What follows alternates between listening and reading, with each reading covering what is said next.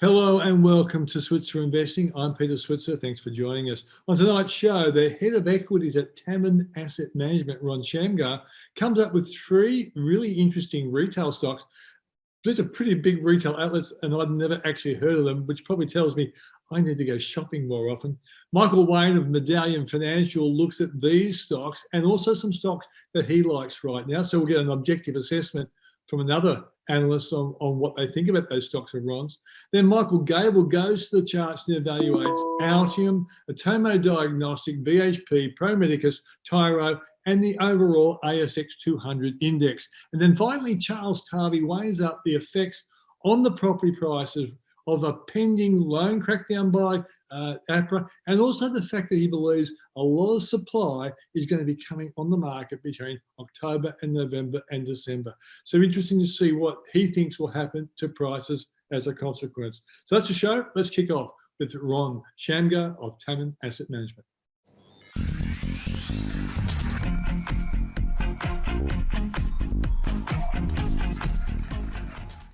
Well, joining us now is Ron Shamgar from Tarbey Asset Management. Ron's been on the program before and come up with some really good ideas, and they did well. So today he wants to focus on the retail sector. So, mate, what has reporting season told us about the retail sector, and does it have a future? Hey, Peter. Thanks for having me. Look, definitely reporting season was a good one for the retail sector, especially financial year 21. And we really came away with 5 main takeaways, especially as we sort of looking to come out of lockdowns in the next couple of months and into Christmas. So basically, obviously, lockdowns are hurting the retailers. But what the management teams have said is that demand comes back quite quickly. Especially with the travel spend being limited, you know, with international borders still being closed beyond Christmas. FY21 saw elevated gross margins for retailers, but that's probably not sustainable. The weaker Aussie dollar, and also there's been a lot of cost inflation going into FY22. So that's something to watch out for. Online sales are settling down, but they're settling down at higher levels than pre-COVID, which is good for retailers with their online exposure. And then inventory positions have been normalized with some of the shortages. And there is some risk of overstocking if the Christmas sales don't come to fruition because of extended lockdowns. And then the biggest risk, I guess, for the retailers, probably not in New South Wales, because I think coming out of lockdown is pretty certain. It's pretty certain. But if lockdowns are extended for too long in, say, Victoria or other parts of the country, then that could hurt the Christmas reopening trade. So those are the key main takeaways that we came out of. It seems to me then, Ron, that even though there could be some short-term curveballs for retail, and you've underlined the lockdown threats, I guess if you take a longer view, retail is going to have at least a reasonable period until we are able to fly overseas and go back to normal and our dollars start going to Paris, Rome and New York rather than Harvey Norman and all the other local retail outlets. Yeah, definitely. So I think, look, I mean, I think that obviously consumers have, you know, spent a lot of money, renovated their homes, you know, bought the sofas and the TVs. I think we're sort of focusing on some of the retailers that will sort of benefit from a bit of that revenge spend. And, you know, there's so many TVs and couches that you can buy. So, you know, we're looking at a few retailers that sort of are not as obvious to most investors. Explain what revenge spend is. Well, revenge spending is pretty simple. We're all sick of being stuck at home and being locked down for a few months. So I think we're going to see people, as soon as they get the chance to get out, they're going to spend, they're going to shop, they're going to go out. They're not going to spend a minute at home and over the next few months. So there's going to be a huge boost to the economy. Yeah, I guess my friend who runs Red Balloon will be dying for people to start spending on experiences. And I guess at Christmas time, probably a lot of experiences will actually be bought because they know that their family are dying to jump out of planes and, and do all those crazy things. Yeah, definitely. I think, you know, obviously it will depend on restrictions and what the government puts in place. But it seems like everything should be open from the 1st of December, like completely. Yeah. Okay. So you've pinpointed 3 interesting stocks that a lot of people wouldn't know much about. So why don't we kick off the first one, UNI. Tell us about the company and what it does. Yeah, sure. So Universal Stores, they're a fashion retailer mainly for youth apparel, although I do shop there. So, you can take Very that. useful, Ron. They had a really good FY21. So in fact, they listed, I think, about a year ago. They reported 36% revenue growth to $210 million. And then very profitable business. EBIT was up 86% to $44 million. Now, obviously, the current lockdowns are hurting them. Year to date, sales were down minus 20%. But they, in my opinion, will be one of the biggest beneficiaries of that revenge spending thematic. Because, the younger demographic, they're all going to go out to the bars and the restaurants. And I think everyone's going to want the latest fashion trends to go out. Now, this is a really good growth story. They have 68 stores currently in Australia, but they're targeting at least 100, and they have a clear path to those stores because they're not represented in all the main shopping centers around Australia. So we think they can get to 100 within 3 years, and the market loves a good store rollout growth story for a retailer. And then historically, like-for-like sales average 12% per annum. And now it's not cheap. It's trading on a PE multiple of 20 times. But I think it deserves it, and it's a really good growth story. So we think it's worth at least $9. And Ron, does it actually operate under the name Universal? Does it have brand names that we would know? No, it's Universal. Huh. Well, Yeah. I must go looking for Universal in the future. Okay, let's go for your second one now. Sure. The next one is Dusk, Australasia. So they've got 121 stores across Australia selling mainly scented candles, diffusers, and so on. So a really nice experience to go into the stores. It smells really nice. They obviously did really well in FY21. Everyone wanted their homes to smell good. They were being locked inside. So sales were up 47% to $150 million, and net profit after tax more than tripled to $27 million. So highly profitable business. Now, 10% of its current market valuation is in net cash. So that's really good. And it's paying a 10% dividend yield as well. So that's quite impressive. Now, their sales are quite seasonal. So November, December are really key months for them, especially if you think about gifting and Christmas and so on. So they need New South Wales and Victoria to reopen before then. So New South Wales is on track, Victoria, hopefully. So they should do okay. Now, the first 8 weeks of this financial year, obviously the lockdowns have hurt them and their sales are down minus 28%. But longer term, we think that they're going to expand outside of Australia into New Zealand and the UK, and which is really the key for a multiple PE re-rate because it is trading on a cheap multiple at the moment. We think it's worth about $4.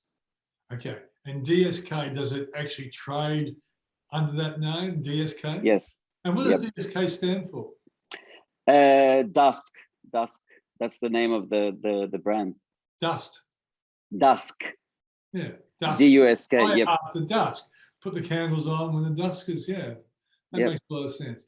I tell you what, I got to start getting into shopping centers, mate. I've been spending you got to go out and shop. Shopping centers, Okay, let's get to the final one you come up with, JVC. Yeah, JYC. So that's a Joyce Corporation. That's an interesting one. It's a 100 mil market cap business, and they've got 2 businesses. The first one is they own 51% of Kitchen Connection.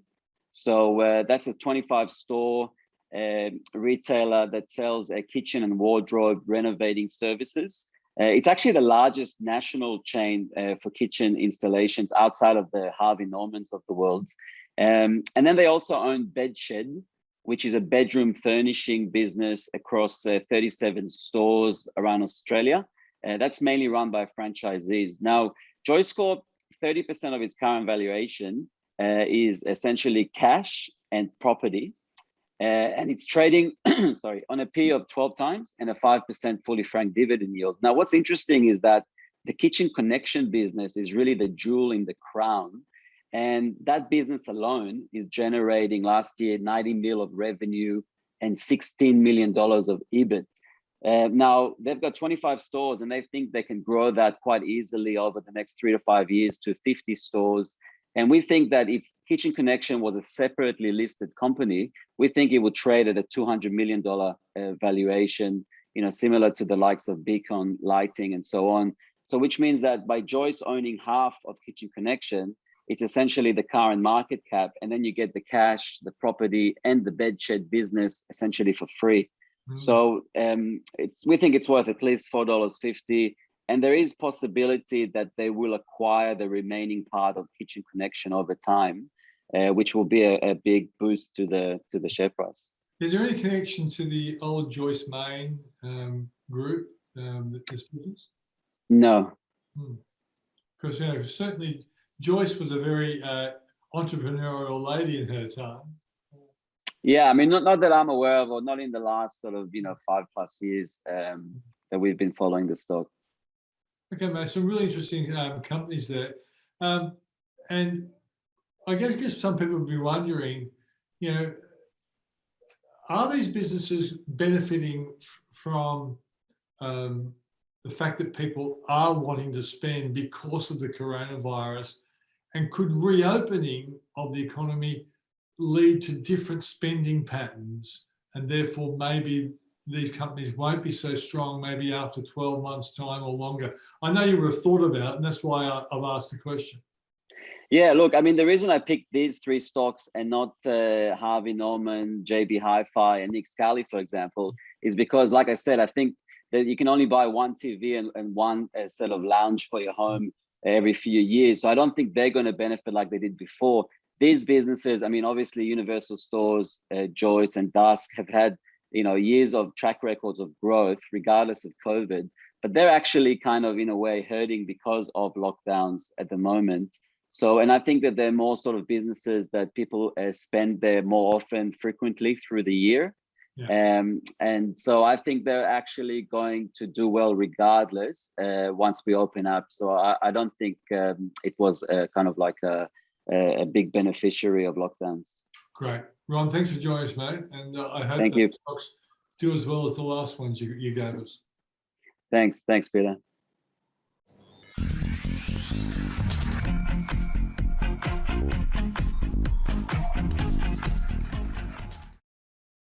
Well, joining me now is Michael Gable from Female Equities. We have a number of stocks that people have asked me about, and so I always like to see what their charts are actually telling us. So welcome, Michael.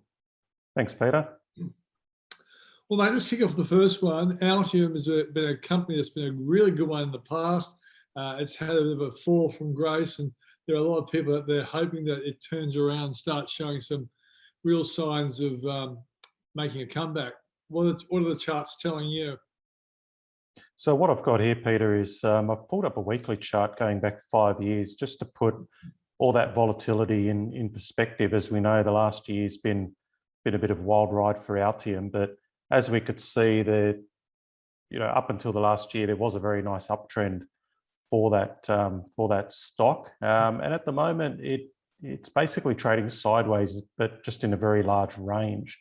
As we could see, if we hook up all the previous peaks, so that's the blue diagonal line on the top right hand side, we can see that the shares are basically sitting just under that line, trying to edge above it. So that's actually a good sign, despite the volatility over the last several weeks or so.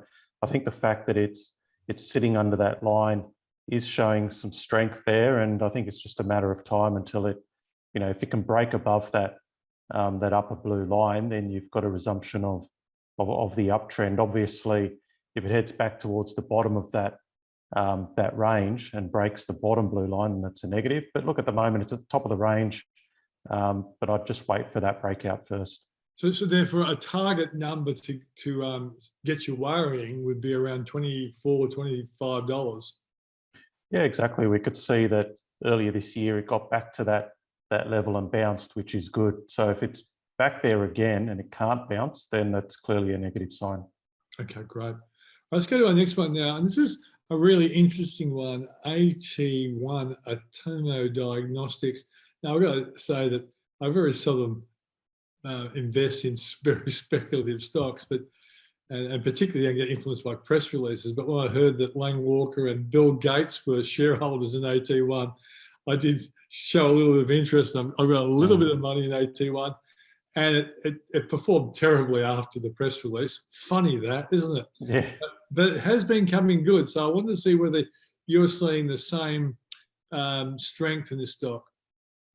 Yeah, I think this one can continue higher. Shorter term, it looks like it does need to take a bit of a breather, but no, I do like the way this has been trading over July, August. We could see that it, had a nice trend to it. It wasn't too volatile.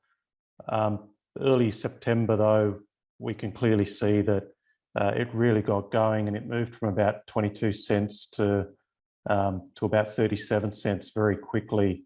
So at the moment, it looks like it does need to consolidate that. So it did pull back. It looks like there was a bit of profit taking in sort of early to mid-September. It's bounced back up to that sort of 37 cent mark.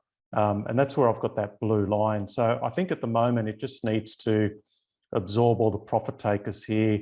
And I think once it cracks that blue line, then it's ready to resume that uptrend. But look, there's nothing apart from needing a bit of short-term consolidation. There's nothing really wrong with the way this has been trading since those June lows. Okay, I must get the CEO on and see if he can actually convince me that it's going to keep on going up. Let's go to a really important one, BHP. Yeah, so BHP, look, obviously it's come back a long way in the last several weeks. It's at the moment, there is some support just in the high 30s, and it is just under that slightly, as we could see on this weekly chart. When I look at it on a daily chart, it does look very oversold, and it does look like it's bottoming out for the time being. So I think the downside for BHP is limited, but as we could see on this weekly chart, what it needs to do is it needs to get back above that blue line. So it needs to be trading back into the high 30s, around $40. But before we get too excited, because of the severity of this recent drop, I don't think we're going to see a huge bounce back in BHP anytime soon. So I think short term it's oversold. It'll be back near $40. I think fairly soon, and then it probably just needs a few months around that level to build a base again. And then I think it'll head higher. So fundamentally, I think, this is still a good sector to be in. We've seen some analysts recently talk about this commodity super cycle still being in its early stages. So I think BHP, in terms of rallying and going higher again, is probably more of a 2022 story. Yeah. And I think it'll just spend the rest of this year just establishing support around these levels. Yeah, it seems to me that China has to deal with this evergrande problem. The global economy has to deliver on the economists' promise that they will have a really strong year, or the economies of the world. If that happens, I think the commodities like BHP, those sort of stocks, are going to have a bit of a rebound. But you're right. I think it might take some time to actually deliver on that. All right, another one that's an interesting one. A lot of people like this. It's had a big run. Is Pro Medicus. I keep getting asked questions about it, and I keep saying to people, "Well, the run's been so good. I don't know if you can expect them to go much higher." But what are the charts telling you, Michael? Yeah, look, Pro Medicus. It's great business. I'm holding it for some clients. Great technology, debt free, and we can see since March last year, it's had a fantastic run. Shorter term, it is coming back in the shorter term. It is a high PE stock that's having a bit of heat come out of the share price. But as we could see, there's some good support fairly close by, near about $48. So that's where the uptrend line is, and it's also where the previous peaks were from earlier this year. So despite PME being up quite strongly today, I wouldn't be surprised if in the next few weeks it might just try to test that $48 region, and of course, if it can hold there and show some good buying, then that would be a very nice dip to enter into, because as I said, it's still in a longer term uptrend. Yeah.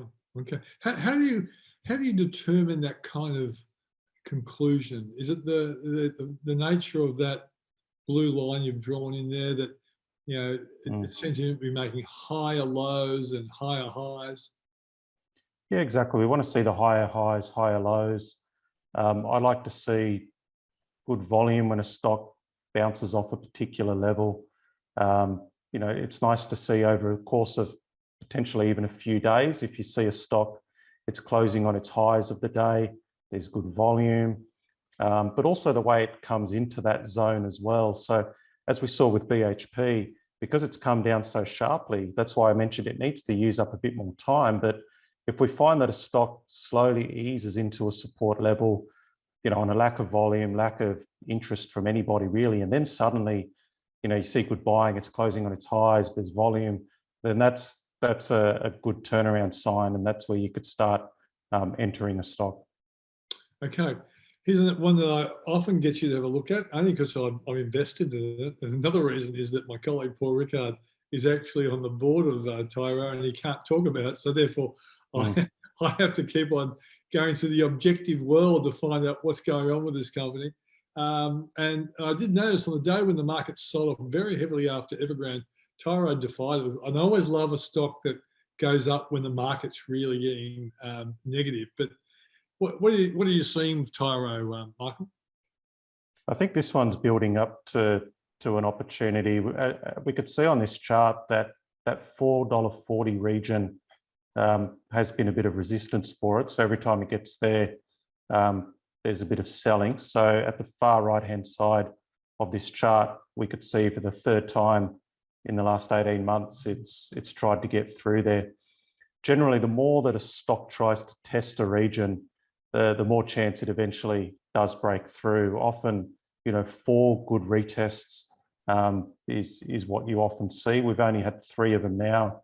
And as we could see in the last few days, as it's come up to $4.40, the selling has come in. So look, at the moment, Tyro is easing back, but it'd be very interesting to see what it does here in the next few weeks or so. So as I've mentioned on this show a number of times with some charts, if you could see, if a stock hits resistance, but instead of pulling back too sharply, if it could just stay under it for a while, that's showing us that as the selling comes in, there's good buying, and it evens out after a while. And then once the selling's gone, it's ready to head higher. So we could see this with Tyro. As I said, we probably need a few more weeks or so to see that happen. But as a positive, it's good to see that it is retesting those higher levels again, and it's not languishing back in the 2s or close to $3. Yeah, and it seemed to me that this is a stock that really wasn't going to, well, the company itself wasn't going to do really well until the economy's reopened. And I guess, you know, around Christmas time, we're hoping that New South Wales and Victoria are open. I guess we have reservations about whether we can get into Queensland and places like that. But when you get to the middle of 2022, Michael, I figure a company like Tyro, where every time you go to a pub, a cafe, a restaurant, you often see their terminals.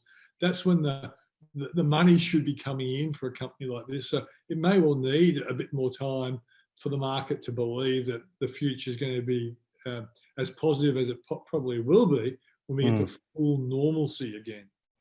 Yeah, and the market will try to preempt that as well. So, you know, Tyro may well move well before we see all that reopening, as we've seen with the travel stocks in the last few weeks. They're moving now in anticipation, and yeah, we might find that over the next few weeks, even though the whole country's not opened up, if Tyro starts making the move, then yeah, then you know that everyone's, you know, the smart money's already starting to position. Okay, let's look at the overall market now, and you brought the ASX 200 chart in.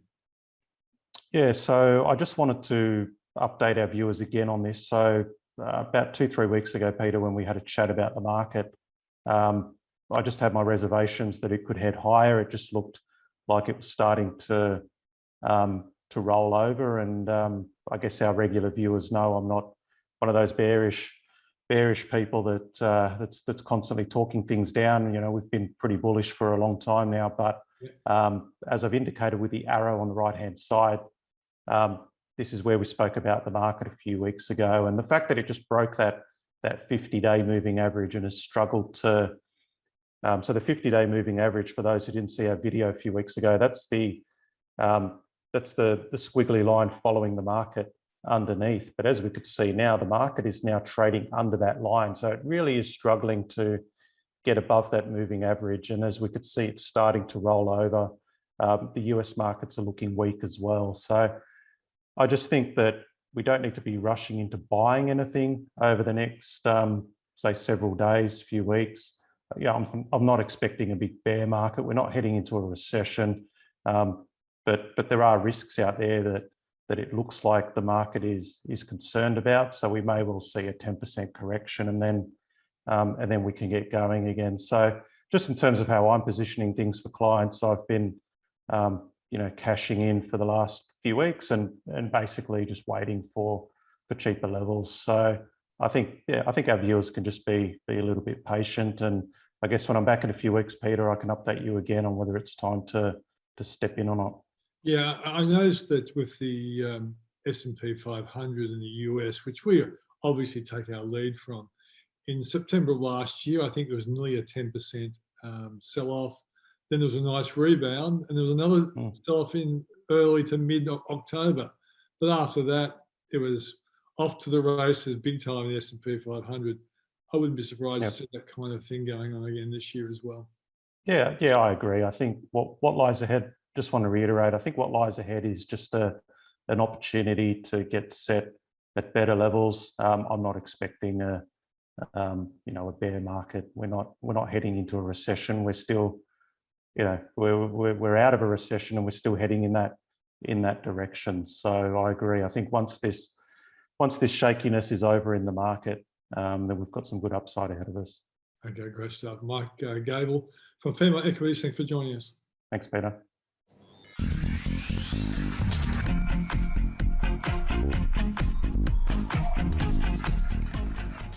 Good to see you, Michael. Good to be back, Peter. Yeah, so Michael, let's concentrate on the stocks that you like right now. And then I want to run by you 3 stocks that Ron Shamgar from Tarbey Asset Management likes going forward, just to see, whether you've got an opinion on those particular stocks. But what are the stocks that are grabbing you right now? Well, to stick on the sort of reopening theme that's going on at the moment, I know this is a business that might appeal to the more cultivated yield investors as well as the growth investors. Is a company called Vicinity Shopping Centres. Now, VCX is the code. So this is a business that was founded by the Gable family. They remain the biggest shareholders in this company. And effectively, they own the big Chadstone Shopping Centre down in Melbourne. They own the Strand Arcade, Queen Victoria building up in Sydney, as well as a number of other properties around the place, direct factory outlets, for instance, as well. So we believe this is a very high quality real estate business. The share price has come back a long way since the pre-COVID levels of around 260, 280, if I recall correctly, down to where it currently sits around the mid 165s. So it's come back a long way, and we do think that over time, as things return to more of a normal environment, that foot traffic will pick up in these centres, and that share price can hopefully recover. The thing at the moment is, even at today's prices, it's trading on a dividend yield of around 5-6%. That dividend's been cut. The dividend per share has been cut significantly since the pre-COVID levels of around 10 cents. It's now at about 6 or 7 cents per share. Or it could have even been higher than that. So the whole idea from our standpoint is, over time, as things return to normal, they can increase those dividends. So you'll get a big kick up in dividends, and hopefully a recovery in the share price as well. So that's a company that we like at the moment. We still like companies like Audinate, which we've spoken about previously on the show, and things like Webjet as well, which we've touched upon previously. We've been invested in those for a while, and they've actually started to come good after what's been a tough 12 months. So let's go to Audinate for a moment. So Audinate is a company that's going to benefit from grand finals being held, events happening, rock concerts and things like that. So it's in a sense, it's a tech company, because it's like you often say, it's a bit like Bluetooth, but it's a private one rather than Bluetooth is more a cooperative operation. And you see it as a virtual monopoly in that private space. But it is a reopening trade thing as well, because a lot of its best customers probably can't use it at the moment as much as they would. That's right. And their dominance has increased even still in recent times. Their recent update in August was very promising. I think the adoption rate of their technology versus their nearest competitor is 17 times the nearest competitor. So that's increased from about 8 times 12 months ago. I think about 80% or even 85% of all new electronic goods produced incorporate their protocol, the Audinate protocol called Dante. So they're in a very strong position. One of the biggest issues for Audinate is capacity constraints, like a lot of other businesses at the moment. So that's the one thing that's holding them back. They did sort of take a bit of a kick up since we've been speaking from around $7. They're now above $10 and holding there quite well. But we think if you take an even longer term view, this will continue to consolidate its dominance and really turn into a good earning company for investors and a good returning company as well. Michael, does it get hit when tech stocks get hit because of rising yields in the US? Does it get sort of roped into the tech group and therefore it loses a bit of momentum? It hasn't been. It's sort of running its own race at the moment, probably down to the fact that it is viewed as a bit of a reopening play. So as we've got a bit more clarity on COVID and we've seen Europe successfully open up and the UK and the US successfully open up to some degree, I think people have been getting a bit more optimistic about Audinate, maybe brushing off some of those tech characteristics that you mentioned. Is there another one you want to throw at us, or we start looking at these retail stocks? What else have I got? There's an interesting one. It's a mining services type company called XRF Scientific. It's a bit of a smaller company, but essentially what they do is they provide testing kits to all the miners globally, or a lot of the miners globally. So effectively, if a company's doing a bit of exploration, they pull a core sample out of the ground. They've then got to test the quality of that core sample. So the first thing that XRF do is they provide the machine, which is great. But the best part of the business and what we like most about the company is the consumables aspect. So you might have the machine, but you need the different chemicals and acids and whatever it is to get your reaction to tell you how good your core sample is. So once they consume that once, they've got to then repurchase more of that product going forward. So it's obviously been a beneficiary of the boom we've been seeing in mining again recently. But we think that it's got legs, even if the mining industry was to come off a little bit. They've really consolidated themselves in a good position. It doesn't trade on nosebleed multiples. It's not too expensive, pays a 4.5%, 5% dividend yield. It's probably a bit lower than that now the price has rallied. But that's another interesting one that people might want to take a look at. Okay, let's go to the stocks now that Ron was talking about. And as I said in the intro, I didn't really know these stocks, and I figure I must go shopping more often because I know Andre, my producer, he knew Dusk. Let's start with Dusk. What do you know about this company? Look, it's a pretty recent listing. I think maybe 18 months or so it's been on the ASX, and its balance sheet looks pretty good. The gross margins of 33% are always very juicy, and you can make some good profits off the back of that. So it's a profitable company. Just because it's a recent listing doesn't mean it's not profitable. Very high return on equity of 70%. So it's garnered some interest from the micro cap WAM fund, I'm pretty sure as well, who have been one of the major shareholders for some time in that. The balance sheet looks very, very good, but it's effectively involved in fragrance products. So if you think about candles, diffusers, essential oils that people have around their house, it's been doing very, very well in that space. And obviously people have been stuck at home. They want to make the house look pretty. And that's probably been a key driver for them. They've got a big online presence, but they've also got physical stores as well. They're involved in, I think, 115 physical stores just from the quick research that I've done. So it's difficult because I'll probably say this about the other couple of stocks as well, and it might be lazy analysis, but you would think that a lot of that demand has been maybe pulled forward with COVID. So it'll be interesting to see how they do come out the other side as we get back to a more normal lifestyle. But you've got to give them credit. The balance sheet looks very good. They've got a plan to keep expanding their store distribution network. And to date, the runs have been pretty good on the board. Certainly, I was thinking while you were talking about candles and fragrances around the home, particularly when you've been forced to live with kids, you need fragrances to offset the ruckus smells they're famous for. Let's go for the other one, Universal Store. Yeah, so this is a clothing and leisure outfitting apparel company for mainly the younger cohorts, I think. So, street type wear. This is, again, a pretty recent listing. They too have got very good gross margins, good return on equity. And they've got a growing online presence. And I think everyone in this environment has had to make the most of those e-commerce channels or omni-channels, whatever people call it. My problem with this type of company is that it just seems like there's a lot of competition out there in that online shopping space. You've obviously got ASOS, Mr. Porter, Cettire. There's just many different sites these days that are competing. So although they might be doing very well in the short term, I struggle to see how long-term they can sustain any material advantage over their competitors. But they do seem to be resonating with people at the moment. They've seen a big pickup in sales numbers. It'll be interesting to see how they do, again, react and how they do perform once we do return to normal. But they could benefit as well from school holidays at the moment, people returning to school. They're all short-term factors that might give them a bit more of a shot in the arm. But again, it looks like a pretty high-quality retailer. But same with Dusk, same with Universal. Another concern I have is over time with many retailers, changing fashions, changing tastes can evolve and can really hurt companies. I mean, all you got to do is look at, Billabong or Mambo. Those are sort of big when I was growing up, and these days you wouldn't be seen dead in many cases wearing it. So you got to be careful with these short-term thematics that and fashions that do play out in the market. Yeah, and also your early selection, VCX, they could play hardball with these stores as well. So as they do well, maybe the others won't. But still, you're pretty objective analysis. And finally, Joyce Corporation.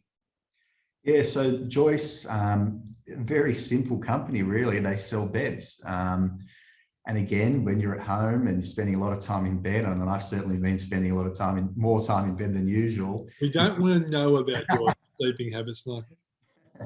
But you're going to update your mattress when you can't travel overseas and you can't go out. And the problem is, once you've updated your mattress, your purchases are unlikely to be done for another 10, 15, 20 years or something. So that's something I would be cautious of when it comes to Joyce Man, because if you look at their figures, not Joyce Man, sorry, Joyce Corporation, but when you look at their figures in the last 2 years, which have been COVID impacted, they've seen a big jump up in margins, which is probably driven by the online side of the business. They've seen a very big jump up in cash flows and stuff like that. But the problem is, what's it going to look like when we come out of the COVID situation? To their credit, they continue to expand away in this environment. They've got some more stores opening up in Sydney and throughout New South Wales. They've branched out away from mattresses to various home furnishings. So there are more than mattresses to the suite of products that they're offering, but I do wonder how things will play out once we do return to normal, because the big jump in margins and the big jump in profits that we've seen come after what was really a decade where those key metrics were going sideways. So it's hard to decipher whether that's a one-off impact or whether it's more sustainable. Look, I hope they can sustain it, but you just don't know. We're really traveling into uncharted territory, and then no one really knows what the reaction of consumers is going to be once we get out. Yeah. Ron was saying that they've also got only a 50% share in a company called Kitchen Connection. And that apparently has been driving the revenue pretty well, and there's scope for them to get a bigger chunk of that company. Yeah, I think that Kitchen Connection, something like 25 showrooms around the place. It's got a pretty compelling and unique customer experience from what I've been reading. I think you're able to sort of, on a computer or a system, mix and match different shelving and then different fixtures and whatnot, and get a good view of what it's going to look like when it's all done. So that has been well received, and that is part of the diversification that the company's been pursuing, definitely. Yeah. Michael, great to talk to you, and thanks for joining us. Thanks, Peter. All the best.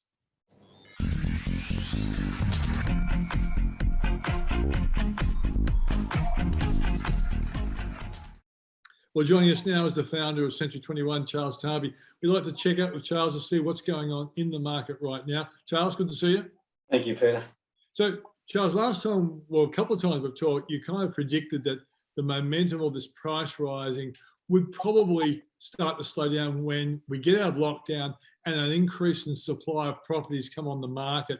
I've seen other stories now kind of picking up on that theme, which you talked about ages ago. Is it actually being seen at the coalface? It is in some areas now. Not every area. There's still a shortage of properties, but we've noticed in the last couple of weeks that in 3 weeks, in fact, there's been an increase in the amount of stock coming on the market. Last week was pretty high compared to the week before. So I think we're going to start to see it. And we would have seen that if the lockdowns hadn't occurred, because a lot of people withdrew their properties from sale. And so we started to notice that the agents were having to negotiate a lot harder with buyers and sellers rather than just stand there and give away price that a buyer had to pay, not so much give away, but the price a buyer had to climb up to get that property. And so as I'm walking around the area now where I live, which I do regularly, I'm seeing more and more for sale signs starting to pop up, Pete. So I think at that point in time, the buyer supply will get sucked up and then you'll get back to that buyer and seller negotiating platform, which we haven't seen for some time. It seems to me, Charles, that if you're right, and I'm going to throw in the fact that I think APRA is going to have an impact on price rises as well, but let's get that in a minute. But there was a big story last week, because I'm sure you didn't miss, a property in Haberfield. I think the reserve was around 5, it sold for 7 million. Now, Haberfield is a nice suburb, but is what you have to call like a middle-class suburb. That's a big price for a house like that. I'm kind of thinking that if people are of the belief that their property can bring a high price, they probably should get on the market as soon as possible rather than waiting for the spring sales that will probably be going earnest over November, December. Is that a fair assessment? Well, yeah, we spoke about this going back. I thought that this was probably getting to the stage where your competition levels are going to be much higher as a seller. And you should have started looking at putting your property on the market during COVID, which is what I advised my son to do. And he got a really good price because the amount of buyer activity around it, because there was hardly any stock available, was fantastic for him. And I really do think that's a big part of it. Look, 3 months ago, we were talking about this at our national conference, that we thought that APRA would start to look very closely at what was happening in the marketplace. And I noticed with interest last night a very strong story on Sky Business that was around the fact that RBA, APRA, banks are all getting a little bit concerned about the way in which way things are going, because affordability is going to become an issue. If house prices have been rising at 1.5% a month, and wage growth hasn't been rising anywhere near that level, what do you expect is going to happen? It's just going to have to stop at some point. Yeah. And people paying those sorts of prices for property, look, they'll get their money and maybe make more, but they might have to wait for a second boom before they start to see any capital growth. Yeah. And I think also you throw in the fact that, and you made the point quite rightly, that that what people are borrowing compared to what their wages are, a lot of people are putting themselves into potential mortgage stress situations. But the interesting thing, I think, is if APRA really starts playing hardball with the banks, and even the banks are kind of saying, well, we're kind of up for that as well, because we're a bit worried about the borrowing. Yeah. It will mean that a lot less people will turn up to open house and auctions with a lot of money in their kick. So it basically is another reason to believe that while prices aren't going to start falling anytime soon, the rate of increase is going to start really slowing down. Absolutely. Now and 2022. Oh, I don't see a crash in the market or anything of that nature. I mean, we don't have an oversupply of property available in our marketplace. I do see a steady change. And we did start to see it just before COVID hit in lockdown areas. We started to see that the rate of growth was slowing down significantly. I just think we've just hit that little bit of a bump. And I think all bets are off for the last 3 months, and we're sort of back on again right now. Yeah. When I was talking to one of the bankers earlier on, and he was saying to me, look, we're looking at 55% LVR for investment loans. I said, did I hear you right? And he said, yeah, 55% is what we will lend for investment loans on investment property. And I said, well, that's not public yet. He said, no, it's not. So I think there's definitely some changes out there that we're not aware of right now that should come. A lot of investors won't get in the market with that kind of tough hurdle to jump over. No, they won't. This is what happened in New Zealand. 40% deposit required for investors. That's going back into the old ages of the 60s, something like that. Now, mate, can I ask you just one question so people understand what goes on in your game? Typically, how long a marketing period do you have for a house? I know a lot of houses are selling before auction, but Yeah. how much do you allow? Is it 4 or 5 weeks? It's shortened. You know, we used to look at the old 4 to 6 week campaign, and it's shortened. Most people are doing this now in 3-week campaigns. It was what I've seen around the traps. So not, and a lot of the agents are putting properties on the market without a price, and they're saying, "Come along, have a look. This is a guide." And most of the guides have been beaten now, which is not the agent's fault. It's just that fury amongst buyers. And then the agents will get people through, and based on the number of people they get from the feedback, they'll say to the potential buyers, "Oh, well, put your best bid in by 10 o'clock tomorrow, and the vendor will look at all of the bids and they'll go from there." And they're not even getting anywhere near auction. And it's all happening in a matter of weeks, 2 or 3 weeks, and sometimes less than a week. All right. So therefore, we really don't know the magnitude of properties that will be on the market in November, because a lot of people might not even, start listing them until what, the middle of October or something. Well, until they can get, well, a lot of people started listing in the last few weeks in anticipation of getting ready. In some parts of the country, you require contracts, et cetera, et cetera. And so preparation might be 2 or 3 weeks in anticipation of coming out of lockdown. With in New South Wales, for example, if you're in the ring of steel around Sydney, 11th of October, Freedom Day. So the majority of people will be out and about, and I'd suggest that the stock levels will be rising every week from here on in, a lot greater and a lot quicker than we've seen in the past. So I don't think we'll be waiting until November, Peter. No. So when your hair was darker and I had more hair, there was the old rule that, if you could avoid it, don't go to auction or don't try and sell a place in December. But nowadays, that's not really going to matter, is it? I can't remember, Peter. No, look, the reality is that there are no seasons anymore. They haven't been for quite some time. Yeah. Even during winter, real estate market's been fantastic. So I would suggest that it's just what stock is out there and how many buyers are out there, and what the banks are going to do or APRA are going to do in the very near future is going to determine our marketplace. Okay, Charles, great to talk to you, mate. Thank you, Peter.